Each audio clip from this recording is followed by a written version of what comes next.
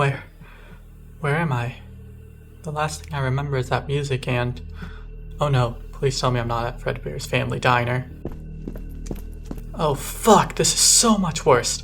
Not Joe's.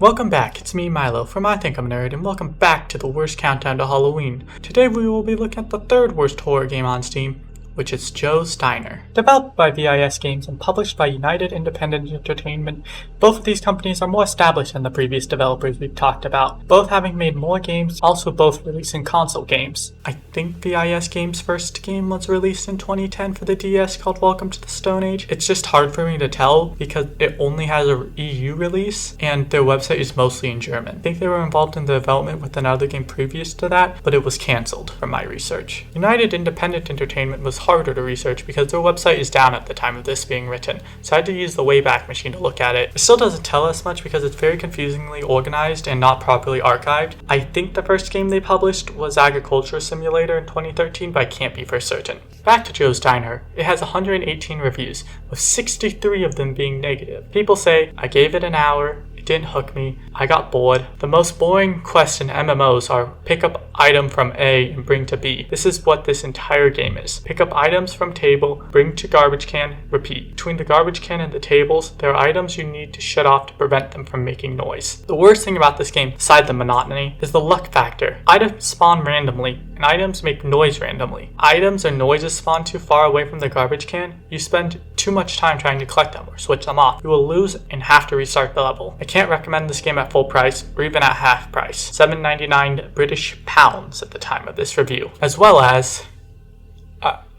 I'm not going to say that one.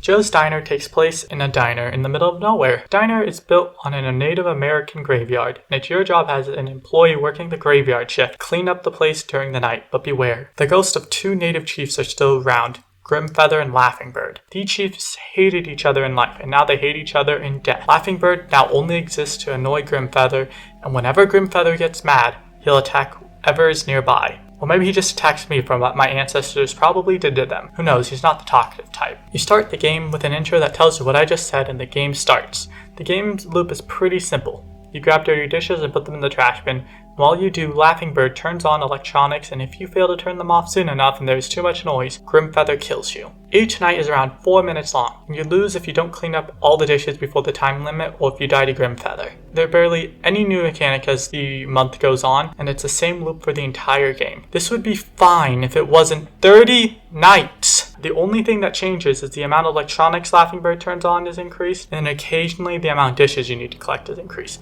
It is so long and boring. If it was 15 nights, it would be better. If it was 10 nights, it would be good. If it was 5 nights, it would be perfect in terms of length. But this isn't 5 nights at Freddy's. We're stuck with 30 nights at Joe's. I wish the difficulty changed to be much harder each night, instead of just changing ever so slightly. Look at this graph.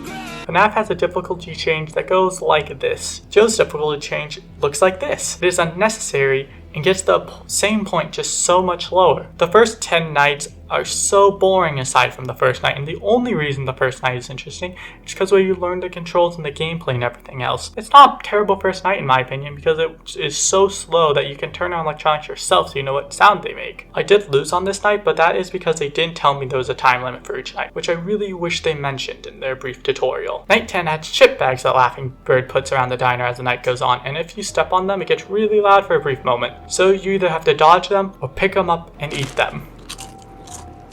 Night 15 adds rubber ducks, which are the exact same as chip bags. They might be louder than chips, but I personally never noticed the difference. Unlike the chips though, unfortunately, you cannot eat them. Night 20 adds mouse traps, which are again the exact same as the chip bags and the rubber ducks. They also might be louder, but I still personally never noticed a difference. Although, good news, unlike with the rubber ducks, you might eat the little cheese that they have on them. Those are all the notable changes, so during the last 10 nights, it's the same thing over and over and over again. I wish this game had actual diner elements. It is open to the public when you work there, but no one ever comes in. It would be neat if you had to cook and take their order and serve them as well as keeping the volume down and the chores done, but no. Just the same thing over and over and over again with barely any differences. I will say that I did die a couple times during the last few nights, but it never felt like it was my fault, and that is a big problem. There was only one time where I knew it was my fault, and that was because I was playing too cautious, but every other time I died, which was only like 5 times because I'm a gamer, felt like it was just bad RNG that killed me. Especially when the electronics really far from the trash can just keep turning on. Unlike the 2 previous games,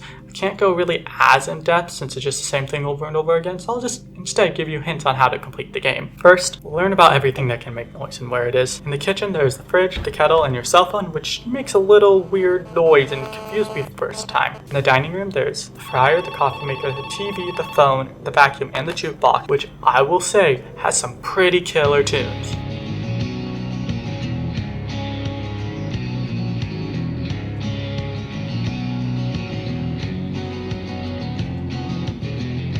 In the bathroom, there's just the sink and the hand dryer, and this hand dryer is so annoying because it is even louder than the vacuum. Finally, this room adjacent to the office has another phone. In the office itself, there's an alarm clock, a printer, a fax machine, I couldn't really tell, it just made dial-up noises, and a third phone, which the boss has a search and service on speed dial. Craving for the exotic? Let our ebony babes make your deepest, darkest fantasies come true. This service is brought to you by the Pleasure Club. If you're under 18 and do not wish to be billed, please hang up now. Second of all, even when electronics is playing, run whenever possible. Most of the time I lost because I ran out of time, so you should just run whenever you can. Even when 1 or 2 electronics are going off, there's not much more to this hint, just like run. Finally, if you have only an hour or so left in the night, focus on the dishes. It doesn't matter if you die from Grimfeather if you're going to lose anyways for not doing your job. I can't really think of much more to say about the game other than complain about it some more. What did you expect? This is an objectively bad game. A major complaint I see on Steam especially is the jump scare when Grimfeather kills you. Are you ready for it? Really scary, I'm about to play it. Wait for it.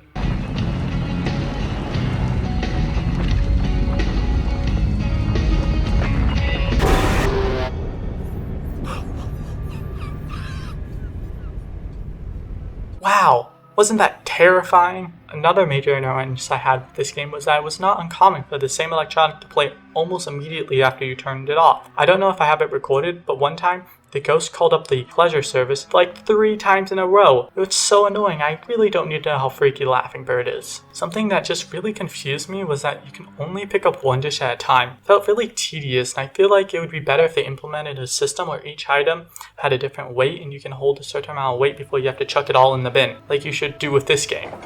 The fourth major gripe I have with this game is the ending. I will show you the ending in full, with no edits, no nothing.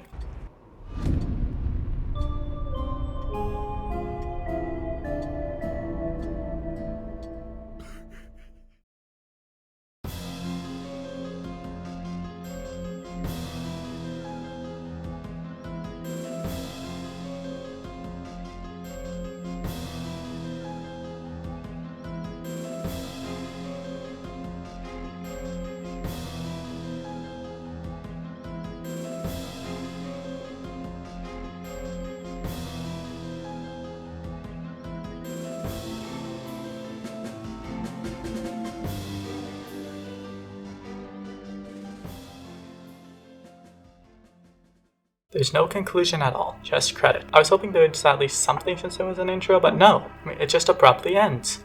This game is not as bad as the previous 2 in some ways, but in other ways, I do think it is much worse. Given the choice between completing Flightmare, County Hospital 2, and this game, I would choose this game last because it's so long and mind-numbing. If the choice was just to play each game for 30 minutes, I would actually probably choose this one.